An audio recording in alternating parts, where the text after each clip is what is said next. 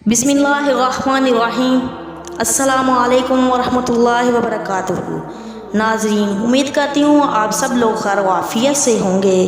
तमाम देखने वाले नाज़रीन को आपके पसंदीदा चैनल सईदा हफ्सा शफीक पर खुश आमदीद कहती हूँ।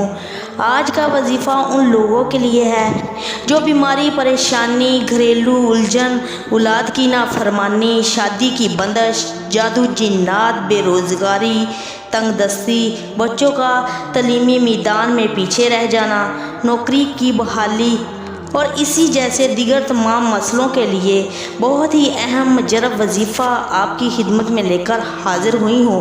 मेरी वीडियो को स्किप मत कीजिएगा, मेरी वीडियो को आखिर तक लाजमी देखिएगा।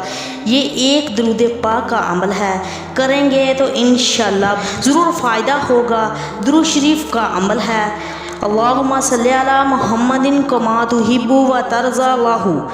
अल्लाहुम्मा सल्ली अला मुहम्मदिन कमा तुहिब्बु व तर्ज़ा लहू। ये दुरूद पाक पढ़ने वाले की इंशाअल्लाह ज़िंदगी आसान हो जाएगी। आप लोगों के लिए ये छोटा सा अमल आपकी खिदमत में लेकर हाजिर हुई हूँ। ये मेरा नहायत आजमूदा अमल है। इस अमल का हर वक्त विद करते रहें, ख्वाह कैसी ही मुश्किल हो आसान हो जाएगी।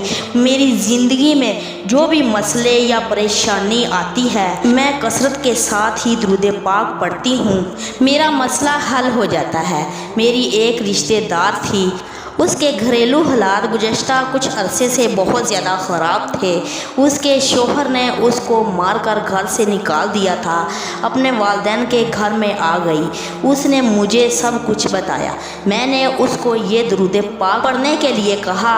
उसने अपने वालिदैन के घर में सारा दिन उठते बैठते चलते फिरते सिर्फ यही दुरूद पाक पढ़ा और अल्लाह ताला से रो रो कर फरियाद की। सिर्फ चंद दिनों के बाद ही उसके शोहर उसके वालिदैन से माफ़ी मांगकर अपनी बीवी को अपने घर वापस ले गए।